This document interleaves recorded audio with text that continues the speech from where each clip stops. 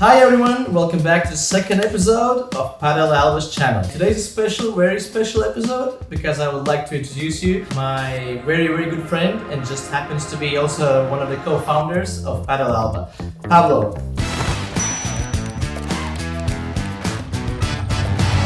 Hi, nice to meet you. As Ray says, my name is Pablo Martinez and I'm one of the co-founders of Padel Alba. Maybe let's start off talking about a little bit of Padel. What is Padel? Where was it born and who invented it? So do you know a little bit more about this? Good question, right? The Padel, most of the people don't know what Padel is. For the people who is getting introduced in Padel or being Padel lovers as we are, the Padel was born in Mexico, in Cancun, in the private tennis court of a family called Corcuera. Enrique Corcuera was the owner of the tennis court, which was very similar to what the Padel is right now. It was surrounded by a fence, by a wall. So what was happening? That the friends and the family were playing with instead to be playing with rackets, they were playing with bats. What does it mean? That the Padel was born in that court. Okay, very interesting. So the godfather of Padel is Mexican? No, he was born in Spain and he was living at that time also in Mexico. He was an entrepreneur that was involved in many businesses, and one of them was the tourism. So that's why this family brought the Padel to Argentina, to Mar del Plata, one of the most tourist cities in Argentina. So what would you say? Where was the sport born? Is it Mexican, Spanish, Argentinian? I guess we can share that honor between these three countries. And he's from Spain, okay?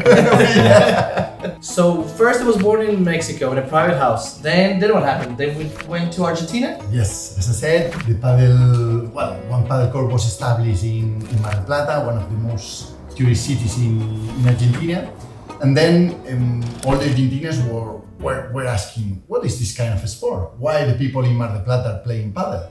Why? And thanks to that, the people of Argentina were trying to play Padel, and thanks to that, Padel were very well spread around Argentina. And that's the reason why it was becoming famous also in Argentina. Okay, interesting. So you're saying Padel was first very popular in Argentina and only then it came to Spain?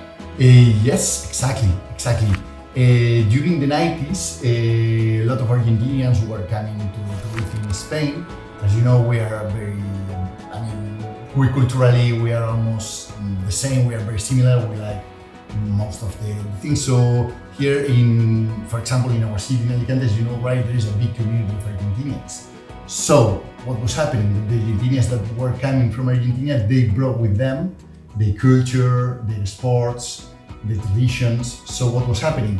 When they get merged with our people in Spain, then they were asking to the people to try with Padel. I know for a fact that Padel has been very popular here in Spain for 30 years or even more than that. Yeah. But it's also, as you said, it was played quite a lot in Argentina and other South American countries. But why did it spread so easily and so fast and became so extremely popular in Spain? Well, that's a good question. One of the good things that Padel has is that it's very easy to play, it's very easy to enjoy, it's very easy for all the ages to practice. We, for example, in Spain, as a racket sports lovers, when you get introduced in a new sport and then you get so quick, so fast and getting a lot of fun, that's why it was very quick that the people start to love the sport. So I think it's fair to say that Spain has introduced the sport to the whole world, right?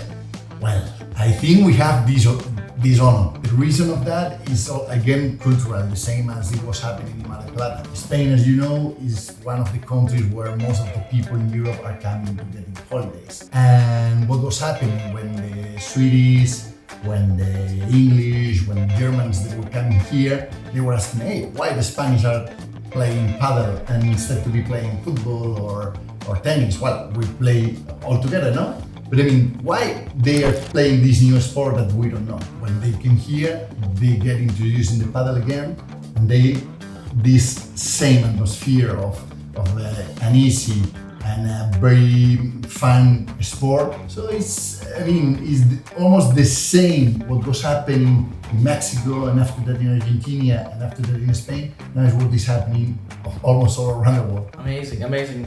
So let's talk a little bit maybe of the future of the paddle. Because I have heard some rumors that paddle is going to be introduced into the Olympic Games. Yes, you're right. I mean, now the federations are fighting quite strong to be part of the Olympic committees. They are arranging, well, we are in the paddle sports are in the initial steps to be part of the Olympic Games, and we all are sure that paddle will become an Olympic sport, and this will be a huge step to recognize this well-established sport in these countries. So what about the rules of the game? Is it something like ping pong, like I don't know, tennis? Like what is it? How do you keep score of the game? Again, one of the good things that paddle has is that as it is a racket sport, most of the rules are shared with the tennis. So it's easy for almost everyone to understand what are the rules. I mean, the points and the score are like in tennis, we're using 50, 30, 40 views in game. Depending on that, we are using the sets. So in that sense, it's working the same. One of the differences that we have regarding with tennis is that we do the serve behind the hip, and later on we can use the walls and the meshes to rebound the ball. This is the part that the people usually said that this makes it with a squash. Okay, or another well-established racket sport that we all love. As you know, right, we can use the walls to return the ball. Sometimes the wall is helping us to make the defense, and sometimes the wall is helping us to attack. You know, the walls for me, they really help because it makes me run less, you know, because I'm not in that great shape. And as you know, I'm not that great of a player, but I love to play because it's so social. I love to play it because it's such a social sport. Even if you're not good, you just can go there, you have fun with your friends. And the most important part that I have learned here in Spain, after a game, it's absolutely necessary to have a beer. That's one of the non-written rules in the paddle, but that's true. We have to drink after the match a beer. Well, let's get one. Well, Ray, now it's my turn to make you a question. For example, we were talking about the people coming to Spain and meeting paddle. I guess that you have a really nice history talking about how you discovered the paddle. Oh yeah, actually when I first came to Spain, it was people were talking about paddle. And I was like, well, everyone must love the paddle surf, you know? It's like everyone just keeps talking and then like talking about points. I was like, what did they do in the water? You know, I had no idea. But then eventually someone invited me to go play paddle, so I showed up in my bathing shorts, you know. It's like, what to do? They're like, what are you doing? And like, well, obviously that wasn't what we're gonna do. So I changed and I tried it, and I had so much fun. My friends not so much because the levels were pretty different, you know. But it was amazing. Like I fell in love from the first point we played. And I just been playing ever since, you know. And one thing I didn't mention, that Pablo is actually responsible for me being in this business.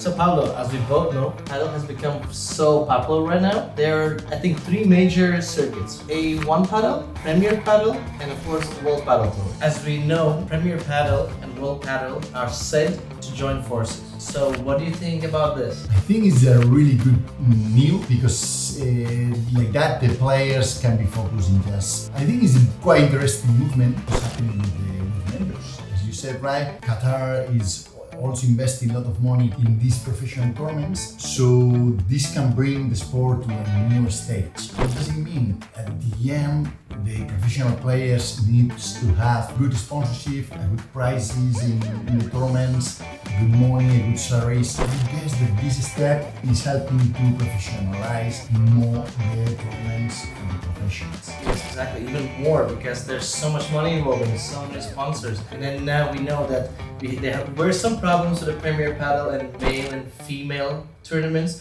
but everything has been cleared. Mm-hmm. And now, so both tournaments have male and female competition. And if I'm not mistaken, the prize money is the same? Well, depending on the majors, yes, that's the idea, to have almost the same prize money for both tournaments. This is just great news for paddle and for paddle lovers and people who are thinking about investing money in. One of the questions that we want to make to our audience is which are the tournaments that you like most, and which countries do you think will become joining this paddle figure? And of course, let us know who do you think is a better player, Pablo or myself. I hope you enjoyed today's episode. Please give me a like, leave us your comments, and subscribe to the live. And there's a lot more to come. Thank you for watching.